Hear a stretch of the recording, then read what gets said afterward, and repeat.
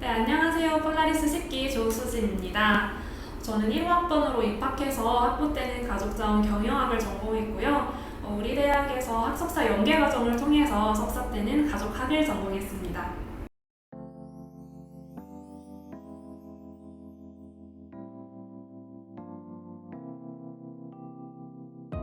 네, 저는 지금 돌봄정책연구팀에 속해 있고 정책 연구를 하고 있는데요. 정책 연구의 직무에 대해서 크게 세 가지로 말씀을 드릴 수 있을 것 같아요. 첫 번째는 선행 연구 정리이고, 두 번째는 양적 연구의 방법으로서 설문조사를 한다고 말씀을 드릴 수 있고, 마지막으로는 질적 연구의 방법으로서 면접조사가 있습니다. 선행 연구는 모든 대부분의 연구에서 가장 기본이 되어야 한다고 생각을 하는데요. 정책 연구 같은 경우는 굉장히 한정된 재원을 가지고 어떻게 정책 사업을 해나갈지를 고민해야 되기 때문에 무엇보다 선행 연구가 베이스로 탄탄하게 다져져 있어야 됩니다. 그리고 기존의 연구에서는 어떠한 한계점이 있었고 이를 보완하기 위해서 우리 연구에서는 어느 부분에 중점을 둘 것인지, 그리고 이 정책이 필요한 이유나 이것이 이루고자 하는 목적을 다 설명할 수 있어야 되기 때문에 방대한 자료를 수집해서 우리 연구에 맞춰서 재구조화하고, 이 자료를 가장 읽는 사람이 쉽게 이해할 수 있도록 그런 좀 지리한 과정을 거쳐야 되는 파트입니다. 정책 연구에서 되게 자주 쓰는 방법인데요. 양적 연구로서 설문조사를 많이 실행을 합니다. 정책 연구 같은 경우는 수요랑 공급자가 있기 때문에 어떠한 수요로부터 이제 정책이 재현되어야 될지 결정하는 중요한 자료가 됩니다.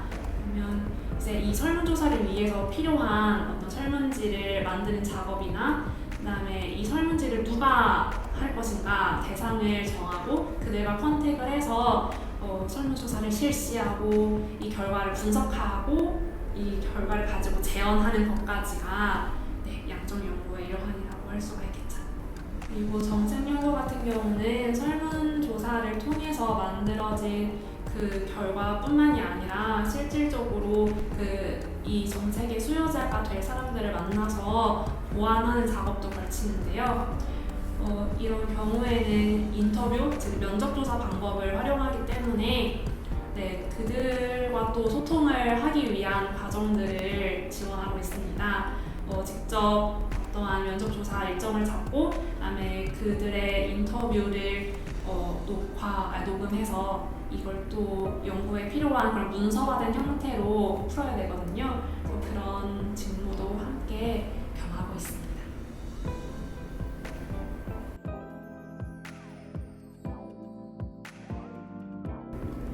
저 고등학교 때 입시 면접을 볼 때 가족정책 전문가가 되고 싶다고 말하고 합격했거든요.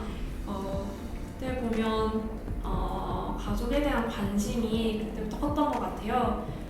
이제 가족에 대한 관심을 가지고 어떤 공익을 실천하는 사람이 되고 싶다 해서 가족 정책을 전공해야겠다는 생각을 했고요.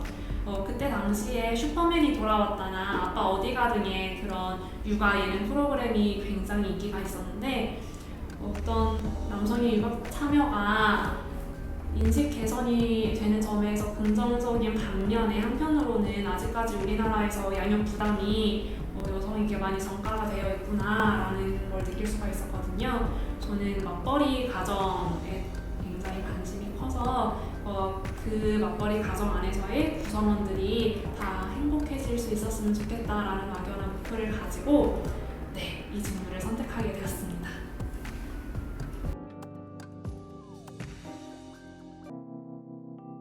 사실 기억에 남는 활동이 너무 많아서 말하기가 어려운데, 첫 번째는 강원도에서 했던 박람회, 입시 박람회가 기억에 많이 남고, 두 번째는 고사장 안내했던 게 선명하게 남아 있습니다. 첫 번째 강원도에서 있었던 입시 박람회 같은 경우는 그 지역에 가는 것도 설레긴 했지만, 아무래도 수도권 지역이랑 그 기수토권 지역은 어떤 입시 정보에 편차가 있다고 많이들 말하잖아요. 그래서 그런 부분에 있어서 제가 그 예비 숙명인들에게 도움이 될 수 있다는 사실이 굉장히 뿌듯했던 기억으로 남아있어요. 그리고 두 번째는 고사장 안내인데, 사실 입학 홍보대사로서 예비 숙명인들과 그리고 그분들의 부모님을 만나는 거 너무 좋은 경험인 것 같아요.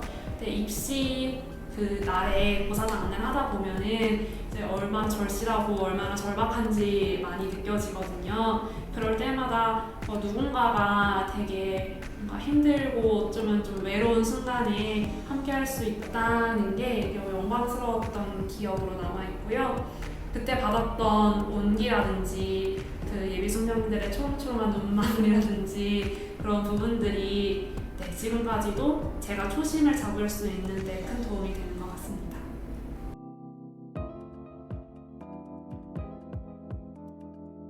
이거는 개인적 차원이랑 어떤 그 타인에 관련된 거 두 가지를 생각해 봤는데, 첫 번째는 자기 관리 능력이라고 생각하고 두 번째는 의사소통 능력인 것 같습니다. 첫 번째 같은 경우 폴라리스는 외적으로 봐도 굉장히 화려한 활동을 하는 단체이긴 하지만 그걸 위해 준비하는 수많은 일련의 과정이 있거든요. 그렇기 때문에 이 모든 걸 잘 수행하기 위해서는 자신의 시간을 잘 관리하고 또 나의 어떤 컨디션이라든지 스케줄 조정 같은 것들이 많이 필요해서 폴라리스 활동하다 보면 굉장히 부지런하고 성실하게 살아갈 수 있는 것 같고요. 두 번째, 의사소통 능력 같은 경우는 이제 예비 숙명인들과 그분들의 학부모님들을 만나는 그런 활동이기 때문에 소통하는 기회가 되게 많아요. 그래서 그들의 수요를 명민하게 파악해서 딱 거기에 맞춤형으로 정보를 제공할 수 있는 능력이 요구가 되거든요. 그래서 그런 부분의 훈련을 지속적으로 할 수 있었던 것 같아요. 그래서 커뮤니케이션 할 때 단순히 대화에서 더 나아가서 그들의 어떤 생각을 읽고 그것에 맞춤형된 서비스를 제공하는 능력까지도 얻을 수 있었던 활동이라고 생각합니다.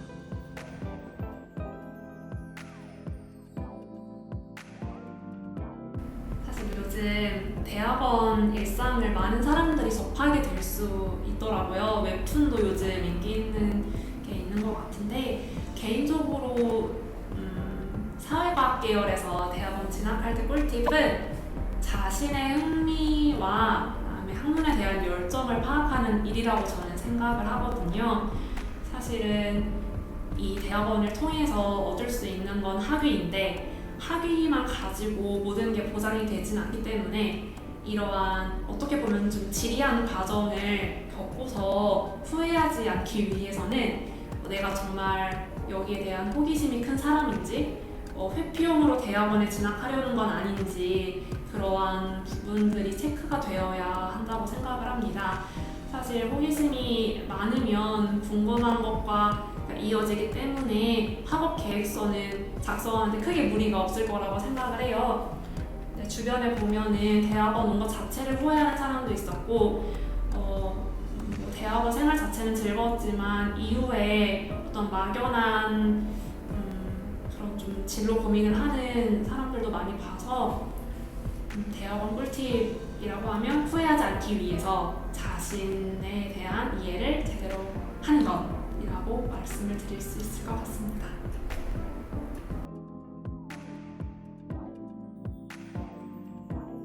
저만의 취업 준비 과정이라고 하면 저는 서류 통과하고 면접 봐서 합격해서 다니고 있는 건데, 사실 연구직이라는 어떤 직무의 특성상 다른 직군처럼 꿀팁을 쉽게 드리기가 어려운 것 같아요. 연구직 같은 경우는 서류에 자신의 연구 실적을 기재하게 되어 있거든요. 그래서 그런 부분에서부터 이 사람이 이 분야에 어떠한 흥미를 가지고 있는지가 드러나서 일관적으로 연구 실적을 쌓는 게 중요할 것 같고요. 그리고 대학원 학점, 그리고 학부 학점 다 보기 때문에 항상 어떤 학문에 대해서 진심이고 그 과정을 열심히 임하시면 될 것 같습니다. 가끔씩 NCS 같은 점수를 요구하는 기관들도 있는데 문제집 사서 한 권 정도 풀면 괜찮을 것 같아요. 이 분야에서는 직무가 요구하는 어떤 전공이라든지 연구 실적을 충족시키는 게 가장 중요합니다. 이를 위한 꿀팁이라고 하면 내 관심사나 나의 흥미를 어떻게 더 크고 깊게 만들 수 있을까 이런 게 될 것 같은데 신문 기사 볼 때도 내 연구랑 관련된 그 분야의 기사들을 먼저 전 보려고 하고 그리고 이와 관련된 연구, 다른 사람의 연구나 다른 기관의 연구들도 좀 지속적으로 체킹을 하는 게 중요한 것 같아요. 그러니까 결국 이 분야에 대한 열정이 연구 실적이나 어떤 그 자기소개서로 표출이 돼야 되기 때문에 어떻게 하면 내가 이 분야를 좋아하고 사랑하는 게 잘 표현이 될지 본인이 생각해 보시면은 제가 말한 거랑 비슷한 결로 가지 않을까 싶습니다.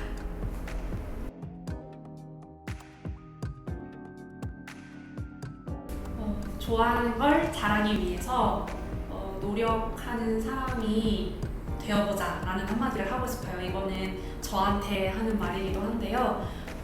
제 일화를 좀 구체적으로 말씀드려보면 사실 저는 학부 아주 초반 때부터 대학원 진학을 생각을 하고 있었고 그래서 학석사 연계과정도 별 고민 없이 신청을 해서 학부 때 이제 대학원 과목을 듣고 대학원에 바로 진학을 해서 대학원 2년 끝내고 이제 또 바로 연구원으로 취업을 한 그런 경우예요.